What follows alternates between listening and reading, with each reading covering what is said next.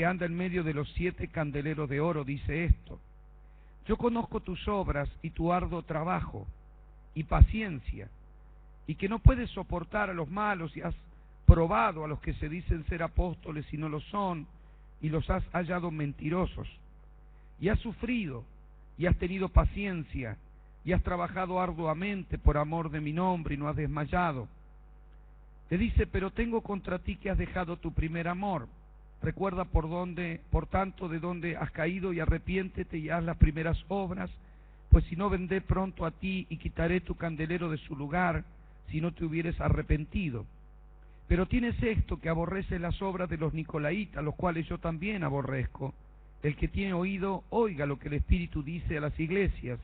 El que venciere, le daré a comer del árbol de la vida, el cual está en medio del paraíso de Dios.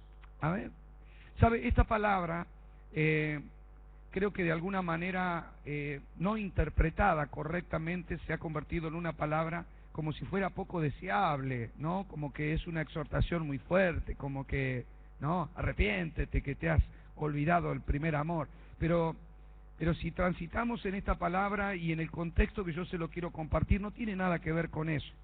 Tiene que ver con algo que Dios verdaderamente nos va en esta noche a impartir a través del Espíritu, y espero que a muchos de ustedes con esta disposición también lo puedan entender de manera personal, en su vida personal, también congregacional, por supuesto. No podemos dejar de ser lo que somos, ni aún con nuestra vida privada, que seguramente nos embarga con ocupaciones, con trabajo, con preocupaciones, con familia, con cosas, sino también en la actividad que tenemos en la iglesia. No podemos despegar una cosa de la otra, porque eso es lo que somos en el Señor.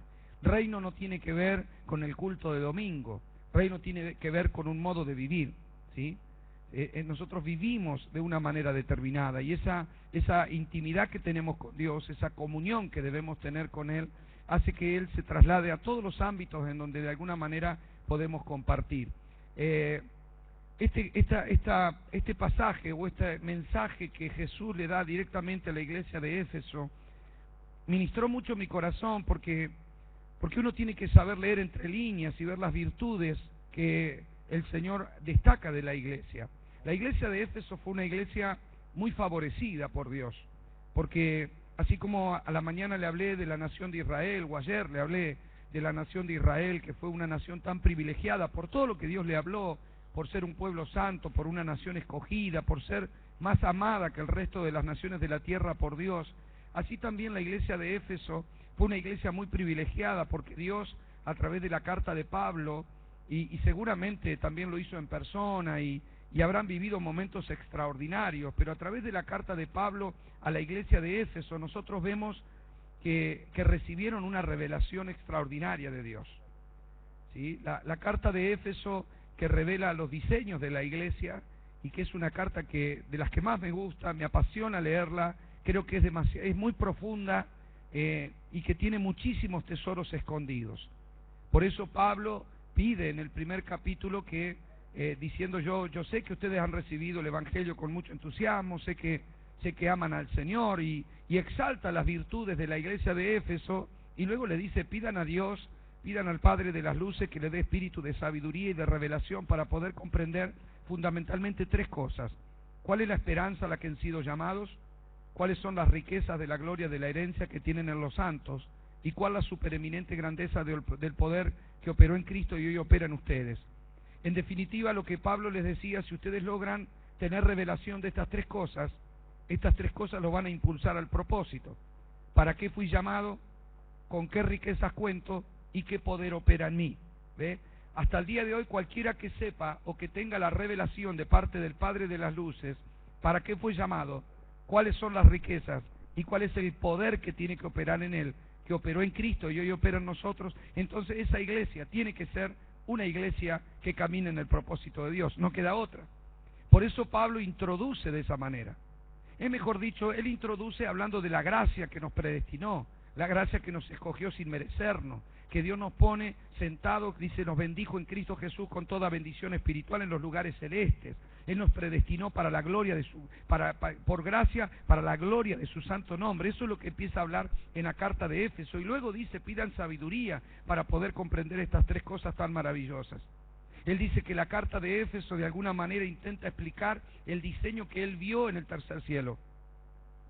Por lo tanto, Éfeso fue una congregación muy privilegiada, ¿ve?, de poder recibir los diseños de Dios a través de la carta y saber que era una iglesia a la que Dios le confía semejante revelación. Habla de la iglesia en distintas dimensiones, habla de la familia, habla de la iglesia y de la confrontación en el reino o contra el reino de las tinieblas. Así que Éfeso fue una iglesia muy importante. Por supuesto que si hoy en día anduviéramos por aquellos lugares encontraríamos nada, ¿sí?, el despojo de lo que fue.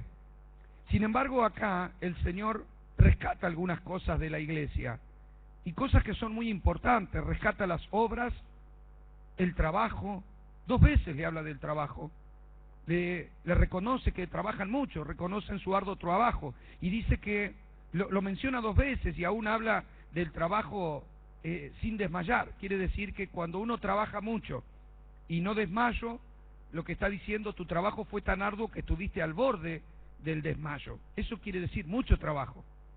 La iglesia de Éfeso fue una iglesia de mucha obra, de mucho trabajo. Le destaca también la paciencia. 2 veces le dice que es una iglesia con paciencia. Han tenido paciencia y no han negado mi nombre. Eso es extraordinario. ¿Ve?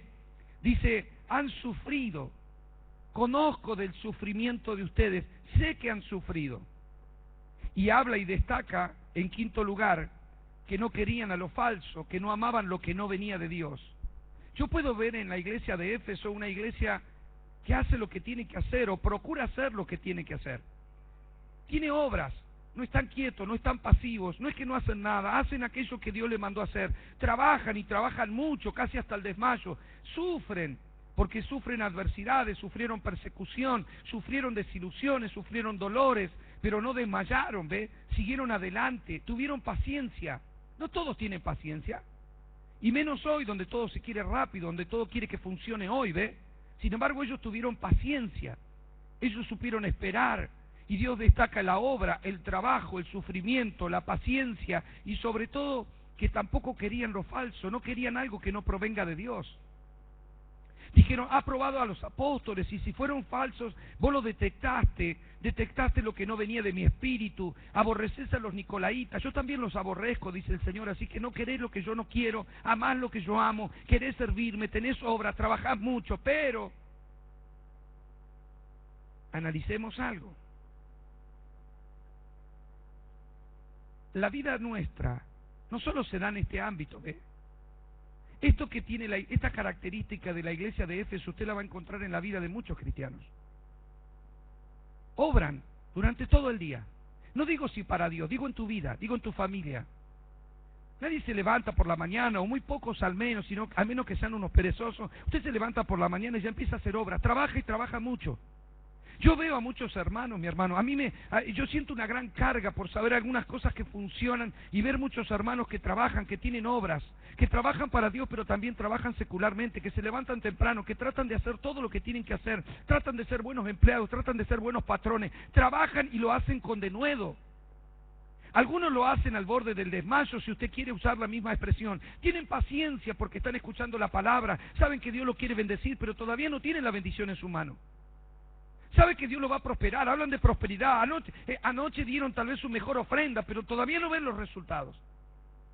Algunos tratan de diezmar, tratan de ofrendar, tratan de ser fiel a Dios, piden, buscan, claman, oran, pero tienen paciencia porque todavía no tienen en su mano lo que quieren. Veo hermanos que de pronto el sufrimiento les abate, y vos si están en la iglesia, bueno, lo que pasa es que hay confrontación con el reino de las tinieblas, porque eso es inevitable, pero veo a los hermanos que tienen conflictos en su matrimonio, conflicto con sus hijos, sufren porque sus hijos se van de su lado, sufren porque su familia toda entera no está acá, sufren porque un pariente partió, sufren porque un pariente se enfermó, sufren cuando tienen que cerrar un negocio, sufren cuando tienen una pérdida. Y yo lo puedo ver continuamente en la iglesia, lo puedo ver en mis hermanos. Eso también es carga para mí. Yo sé que no quieren lo falso, yo sé que no quieren lo que no viene de Dios. Sé que no andarían leyendo un libro de falsa religión, quieren leer la Biblia, quieren lo que viene de Dios. Pero yo lo que veo que afectó a la iglesia de Éfeso es la presión que genera eso. Eso es lo que yo veo, mi hermano. Yo le puedo asegurar que lo que veo en la iglesia, hablando con los hermanos, conversando entre reunión y reunión, entre talleres, en momentos en que charlo y comparto, yo lo que veo en muchos hermanos, no solo aquí, sino en otro lado, veo mucha presión. Veo como que sí, estoy acá, estoy intentando, estoy escuchando, Dios lo va a hacer, tengo esperanza, tengo fe.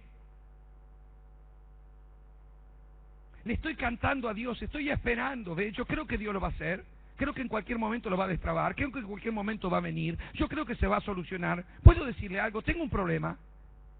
Veo sufrimiento, veo carga, veo dolor, pero veo presión. Y lo que Jesús le dice a la iglesia de Éfeso tiene que ver con esa presión que te desborda, esa presión que vas cargando. Pero yo le voy a decir cuál es el problema. El problema es que el centro, si el centro de tu vida no es Dios, la presión es el péndulo de tus sentimientos. Lo que le está diciendo Jesús no tiene que ver con que ya no me amás. No dice en ningún lado ya no me amás. Dice yo no soy el primero. Dice, estás pendulando. Si yo no soy el primero, tu obra, tu trabajo, tu paciencia, tu sufrimiento, tu esfuerzo, y aún el no querer lo falso, te va a terminar destruyendo, porque yo no soy el primero. Si nosotros leemos eso y decimos, bueno, el Señor dice, has olvidado tu primer amor, ya no me amás. No dice ya no me amás, dice ya no soy el primero. Has olvidado tu primer amor, yo soy tu primer amor, y no me has puesto en primer lugar. Eso pasa, ¿ve? Eso pasa en la iglesia, aún queriendo hacer las cosas bien, aún teniendo actividad, teniendo congresos, teniendo reuniones especiales, llevando y trayendo sillas, limpiando, cantando y haciendo cosas. Puedo ir y venir, ir y venir, ir y venir, pero si no lo pongo Él en primer lugar, voy a tener obra, voy a trabajar mucho, tal vez me trabaje hasta estar al borde de desmayar. Tal vez tenga paciencia, ¿ve? Tengo paciencia y sigo trabajando, tengo paciencia y sigo trabajando, sufro pero sigo cantando. No quiero nada de lo falso, ¿ve? No quiero ningún predicador que venga y sea falso. No quiero leer un libro extraño. No quiero nada que no provenga de Dios. No quiero nada que no venga de Dios. Sin embargo, aún así tengo presiones. Yo veo demasiadas presiones. ¿Me está comprendiendo, iglesia preciosa? Las presiones, ¿sabe por qué se producen? ¿Sabe por qué lastiman? ¿Saben por qué hace explotar a muchos? ¿Saben por qué muchos caminan, trabajan y obran y luego terminan abandonando? ¿Sabe por qué muchos colapsan en su matrimonio y en su familia y en su negocio? Porque Él no es el primero. No es que no lo ames, es que es tu orden de prioridades. Si yo le pregunto a cualquiera de los que está acá, usted me va a decir, yo a Dios lo amo por sobre todas las cosas. El problema es que cuando vamos a las obras, vamos al trabajo, vamos a la paciencia, vamos al sufrimiento, hay otras cosas que te ocupan y te preocupan más en tu corazón. No estoy poniendo en tela de juicio el amor de Dios. Él nunca le puso en tela de juicio el amor a la iglesia, sino nunca les estaría hablando, nunca les estaría diciendo, le voy a dar de comer del árbol de la vida. Si no me amaste, no tenés derecho en mi reino. Él no le está diciendo eso. Él dice, yo soy el que tengo el candelabro de oro, yo soy el que tengo las estrellas, te quiero dar revelación, quiero encender la plenitud del Espíritu en ti. Eso es lo que le está diciendo. Quiero darte el árbol de la vida. Jesús no está poniendo en tela de juicio que la iglesia de Éfeso lo ama. Lo que está diciéndole a la iglesia de Éfeso, tenés un problema, no me estás poniendo en el primer lugar. Está preocupado por la casa, está preocupado por el trabajo, ¿ve? ¿Sabe cuál es el problema? Que usted de Él puede tener reconocimiento, de Él puede tener el escape que necesitamos en la vida, pero usted no lo va a tener cuando usted pendula y no lo pone a Él en el primer lugar. ¿Por qué? Porque no está mal preocuparse por la casa. El problema es que cuando usted se preocupa por el esposo y trata de ser buena esposa y trata de hacer todo bien, igual usted no va a tener siempre la devolución que va a tener de Dios. Usted junta presión cuando las cosas no funcionan, junta presión cuando los chicos te hacen sufrir y usted trata de ser mejor madre, trata de atenderlo mejor y aunque lo atiendas mejor, tendrá la ingratitud en más de una ocasión. Veo madres que queriendo ser buenas madres, que atendiendo a sus hijos, amándolo, lavándole la ropa, cuidándole por la noche, cuidándole, velando por ellos cuando están enfermos. Aún así, sus hijos adolescentes tienen que cargar con el hecho de que le digan y le contesten mal y le hablen mal y le insulten mal. No hay reconocimiento. Y lo único que eso genera es presión. presión, presión. Me levanto y trato de obrar. Usted se levanta por la mañana y trata de ir al trabajo y trata de no llegar tarde. Usted está obrando, usted está trabajando, usted trata de cumplir con la tarea, trata de ser un buen empleado. Pero voy a decir una cosa, aunque usted se gaste por su trabajo, cuando usted llegue a una edad, le van a pegar una pateadura con una jubilación miserable si se la tienen que dar, por una sencilla razón. Usted no está poniendo a Cristo en el primer lugar, si está obrando, trabajando con paciencia, con dolor, con sufrimiento, pero no es Él el primer lugar. ¿Ve que todo lo demás no dice que es malo? ¿Ve que no es malo levantarse temprano a trabajar? ¿Ve que no es malo obrar en la casa? ¿Ve que no es malo amar a la familia? ¿No es malo amar a los hijos? No es malo atender al esposo, no es malo gastar tu tiempo y tu energía en las cosas que son buenas. Sí, es bueno. El problema es cuál es el orden de prioridades de tu vida. ¿Me está comprendiendo, iglesia preciosa? Uno va juntando presión. Yo veo demasiada gente con presión. Demasiada gente que tiene dolor por sus hijos. No es que no entiendo, yo voy a cuestionar el dolor por un hijo. No puedo cuestionar eso, es bárbaro que usted tenga ese dolor. El problema es que usted va juntando presión. Y si Cristo no está en el primer lugar, usted podrá llorar todos los días por sus hijos, pero solo Cristo puede hacer la obra que usted no podrá hacer nunca. Mucha gente le pone tanta garra al deseo y a la desesperación de que sus hijos se conviertan, que lo veo sufriendo, con paciencia, trabajando para eso y desesperado, pero el problema que yo veo es que no lo dejan obrar a Dios. Hace un tiempo atrás yo compartí un mensaje sobre Abraham cuando llegó a Isaac al monte Moriah. ¿Y sabe lo que me dijo el Señor? Decirle a las madres que me dejen a sus hijos en el altar, porque no me dejan trabajar en ellos. Siempre lo tienen ellas, cargan ellas con el dolor, cargan ellas con el sufrimiento, pero nunca confían, nunca lo depositan en mi mano. Yo no se los quiero matar, le quiero dar vida, para eso murió el Cordero. Pero levántenme un altar y póngame a su hijo, deje de sufrir, deje de hacer la obra, deje de estar queriendo manejar todo, deje de querer ser el mejor empleado porque no se lo van a reconocer, deje de querer ser el mejor patrón, deje de querer ser la figurita. No está mal nada de eso, pero si Cristo no es el primero, el mundo no te va a reconocer. Veo gente gastada por la vida, hermano. Veo gente gastada trabajando en una empresa durante 40 años y el día que se fue le dieron una medallita. ¿Sabe lo que puede hacer con una medallita? Desatendió su casa, su familia, no tuvo vacaciones, se enfermó, gastó su vida, consumió sus ojos, consumió su vigor, pero luego le dan una medallita. Si saca cuenta, gastó miles de horas en la empresa, pero no tuvo tiempo para servir a Dios. El problema es que Dios te quiere dar una corona eterna, y usted, en lugar de tener una corona eterna, va a tener una medallita. Usted puede elegir. Las presiones por algún lado van a explotar, ¿ve? No es por ahí. Algo pasó en la iglesia de Éfeso, hermano. Algo pasó, algo explotó. Hoy tendría que ser la catedral y el imperio de la fe, sin embargo es un museo. Usted se tiene que preguntar por qué. Si la obra era buena, si el trabajo era bueno, si tenían paciencia y sabían sufrir por la causa, ¿por qué entonces tuvieron revelación? Sí, Dios les habló, sí, Dios los tocó, sí.